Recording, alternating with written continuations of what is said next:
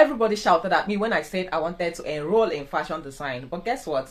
Today, my story is different. Hi guys, my name is Olivia. I am the creative director, the CEO, and the face behind this beautiful channel, Livia Apparels. Okay, so in today's video, I'm going to be sharing with you a little backstory of how I found myself in the fashion industry. Okay, so if you haven't subscribed to this channel, this is an opportunity to subscribe, give this video a thumbs up, and make sure you turn the notification bell on to get notified whenever I upload any video. I post videos about sewing tutorials, DIY, and fashion hacks. So it's basically a fashion channel, and I'm sure you don't want to miss any of my interesting videos. Okay, so let's go straight into the video of today. So guys, my fashion journey started way back in 2018 during my NYSC. It was a few months before our passing out parade, POP, and then I was kind of thinking, after this NYSC, what next? Where am I going to? Am I going to my sister's house? She's married, she's in her husband's house. Am I going there to inconvenience her, or am I going back to the village? Of course, I didn't have a house because the place I was living in expired while I was serving, so my sister helped me to go and pack my things out of the house. So I didn't renew that place. Where am I going back to? Am I going to the village, to my sister's house, or where? Obviously, I didn't have any money to, rent my own apartment after NYC, because money they were paying us 19,800 was very small. And where I was staying in the family house, NACC family house, we were paying monthly for utility and our feeding. The house was free, and Enugu, I served in Enugu State, so they didn't have water. We're paying for water every month too. So after making all those payments, what I have left will not even be enough for me for transportation, you see. So I couldn't save any money. That's why I was lost in thoughts. Like, after here, what next? Where am I going to? God, that question is a very big question. After NYSC, what's next? Where will you be going to? And so I kept asking myself that question. After December 2017, we went home for Christmas holidays, and then we came back in January, and a lot of people were like, they're tired of this NYSC, they want to go home, they want to go back to their base, they want to go back to their parents' house, they want to go back to their enjoyment, those that were living a good life before NYSC. So they felt it very discomforting and stressful, and they couldn't wait for it to finish so they can go back. Okay, so me on my own end, I didn't have anywhere to go, so I was just wondering, after here, what next? I can't just serve finish and go back home and start carrying files around, knowing fully well that this Nigeria is not the place you carry file and be going around though. So I told myself, like, I need to learn a skill, I need to learn something, so that when I go back, no matter how late it is, when I go back, I'll continue from there. So I made inquiries. Some of my colleagues where we're staying were all learning skills. Like, some of them were learning skills. So I needed to learn a skill. So I checked, and I felt I would like the tailoring skill. I wanted to enroll in the tailoring skill. So I asked questions. I asked my colleagues that were in it already, and they told me. And then I chose the best place and the affordable place. So that was how I got to Richman Fashion Concepts. He was in collaboration with NYSC. So I went to meet him, and I registered with him. I narrated my story to him because obviously I didn't have any money to enroll myself. I didn't have money to pay. I know I called my mom. She was the first person I called. She told me I should finish what I'm doing first. I should finish the one that I'm doing already before talking about another one. Like, I went for service, I've never finished that one. I'm talking about learning a skill, that I should finish that one, and when I'm done, we'll know what next to do. My father, no need of calling that one, because the last encounter I had with him about money was when that 2017, when I relocated from Kebbi State to Enugu State for that particular NYC. I was broke. I called him for money, and he told me they've settled me. Like, they trained me from primary to university, and he needs to concentrate on my younger ones, that I should find my way. So after that incident, I decided I'm not going to call him again. So for this particular tailoring stuff, I didn't call him. After I called my mom, I called my elder sister. Of course, she was my last hope, because my sister is very generous with giving us, like, helping us, giving us money and all that. So I called her, and to my greatest surprise, the reaction I got that day, in fact, what she said, like, I know she's not always like that. Maybe somebody triggered her, maybe somebody made her angry or something. She was angry before I called her, or maybe she was broke. If somebody is broke and the person is always, I don't know how I'm going to put it, so is always pissed off. So when I called her and told her about that, I felt it's a good thing. She's going to, cheer me and say, yeah, thank you, you're thinking well and all that. So when I called my sister, what she told me was that, did I give her any money to keep for me? I stopped disturbing herself. Hey, I was like, Jesus, I'm sure she will not remember this thing, no. she's definitely not going to remember it. So she was pissed off and she was angry that day and she shouted at me. I cried, man. I cried because I'm very soft. I cried. And then I just closed the chapter of learning the skill. And then at the end of that, January was coming to an end. I was calculating it's just remaining 3 months, so February, March, and April we are gone.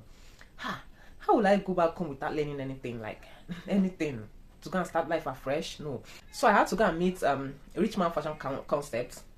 And I told my story to him, and then he agreed for me to pay in 3 installments. So the first time I paid him 7,000. Remember they were paying us 19,800, and in the family house I was paying like 7,000. So from that remaining money, I'll pay a rich man 7,000 naira for deposits. So imagine how much I had left. I didn't even have money to buy sewing materials, but then I said I must learn something. I can't go home empty-handed after this 1 year of service.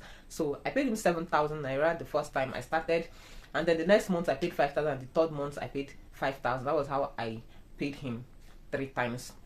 After NYSC, I came back and I started looking for money to upgrade the skill, because I know what I learned was just basics. I could sew a normal pencil skirt, a peplum top, basic gown and all that.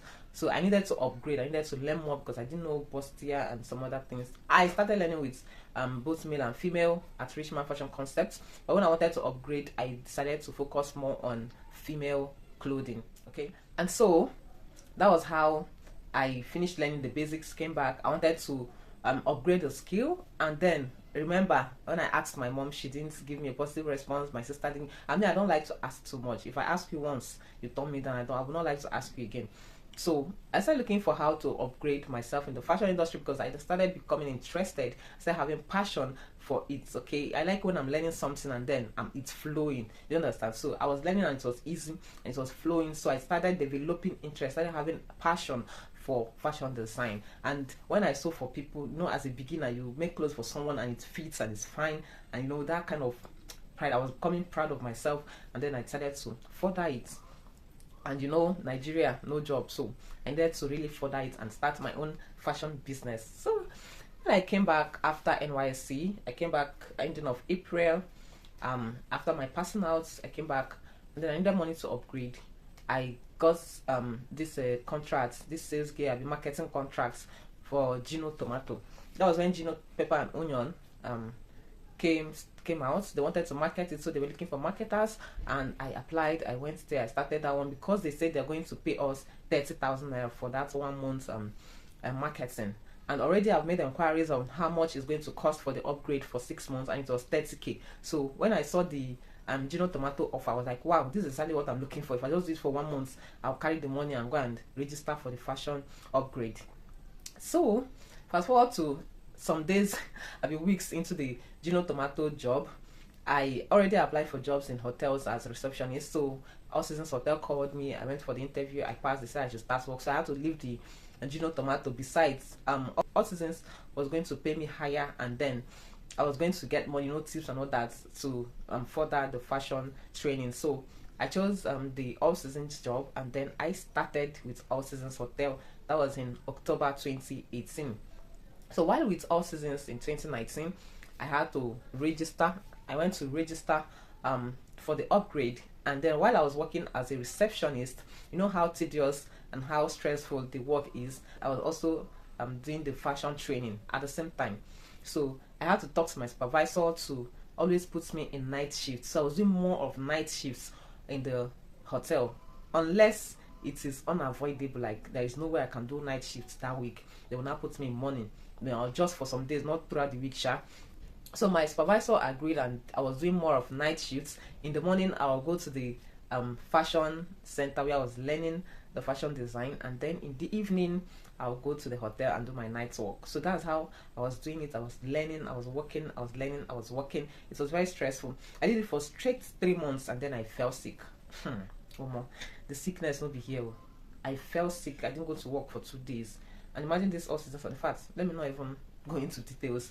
And then they did something that made me to start planning to own my own business. Yeah, because I fell sick while at work, I took permission from the duty manager. He allowed me to go, and then I stayed at home for 2 days. When I came back, the HR gave me a query for not coming to work. I was like, the duty manager permitted me to go because I felt sick while at work. They said I was supposed to write a letter and submit to the HR and wait for them to approve it before I go. Like, it was an emergency. It was a health issue.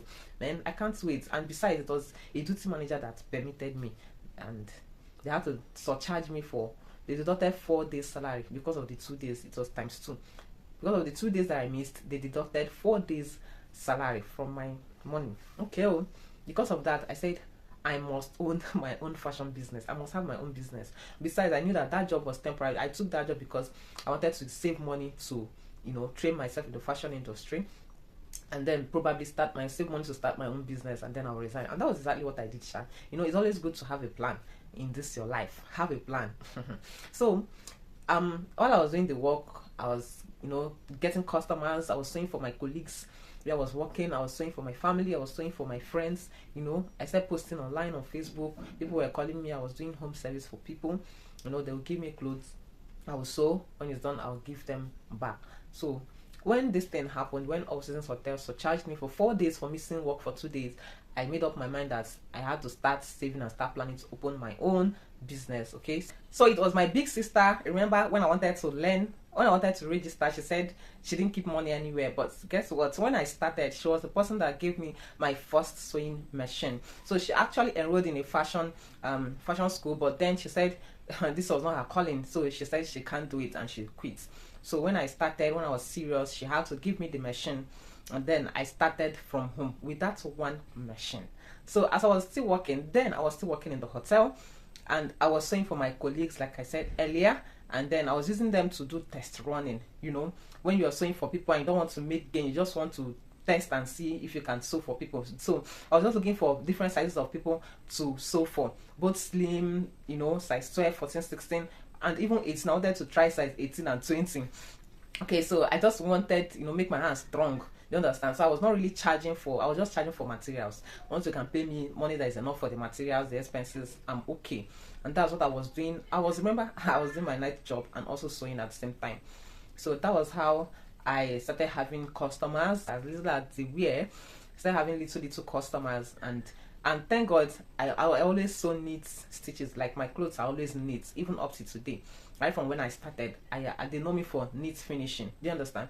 So I started having customers, small. And then something happened in January 2020. I said, oh yeah, it's time to pack my bag and go. Like, I wanted to start my business. I was sure that I can sew for different people. I was sure that my hand done strong.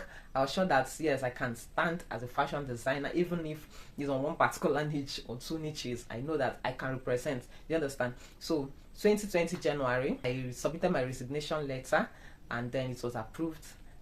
And then that was how I stopped working for All Seasons. And so I ordered my first bail materials because I wanted to start my own business. After I resigned, I started my own business. I started with ready to wear. I started my fashion business with ready to wear. Okay, so I ordered my bail fabrics. I ordered my bail fabrics from DY. The brand is in Ibadan. She sells bail materials. She imports them from abroad directly.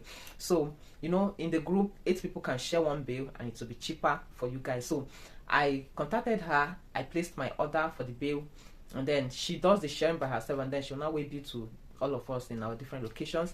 So I paid for weigh bill and all that. I started sewing without my one machine. I started doing production of ready to wear boo gowns and short gowns too. And then I made the gowns. I posted them on Facebook, and people were buying 5k sales. That was what I did that time, 5k, and people were rushing it. Then how much did I even buy the materials? If I calculate the amounts per yard, not even reach 500. Around 300 or 400 naira per yard. And then imagine clothes I was selling with 2 yards, 3 yards, and then I was selling them for 5k then. And then people rushed it. Oh my God, I had massive sales. Like, my money multiplied ×2 just within that one sales I did.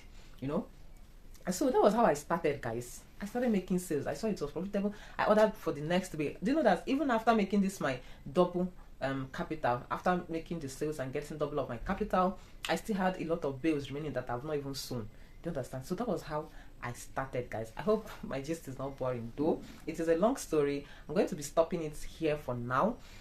Maybe I'll do a part 2 if you guys permit me. If you ask me to do a part 2 or part 3 of this my fashion journey, guess what, the journey is too long and it might even get to part 5. Currently, this is where I stay. This is my fashion space. This is where I work. This is my office. Okay, so this is how far I have come. Imagine how I started and imagine how far I have come. I chose fashion design because I needed to have a skill, because I needed to have my own business. I needed to have a source of income, knowing fully well that Nigeria is not a place where you just graduate and have hope of having a job. So I did it because I needed a skill. I needed to make ends meet. I needed to make money, and then I got into it and I liked it. I started having passion for it and I started making money from it. And today I am my own boss. I am a Madam CEO, the owner of 2 different brands, 2 different shops, and then my dream is big. It's wide, it's big, it's massive. I am not stopping here yet. I know that this is just a part of my dreams and I am still growing. I'm still getting bigger and better. And for those of you who are starting out their own fashion business, I encourage you to focus, be determined, have a strategy. I'm going to be dropping a business on the mistakes new fashion designers make, and please watch that video so you don't make that mistake. And I hope and pray that you succeed in your fashion business just like you have started it. Please be focused, please. It's not about just prayers and wishes. Be focused, put in your best, put in all the efforts needed, and you will scale it to the top. Okay, if you're still starting out, please drop a comment in the comment section. I'll be there to encourage you.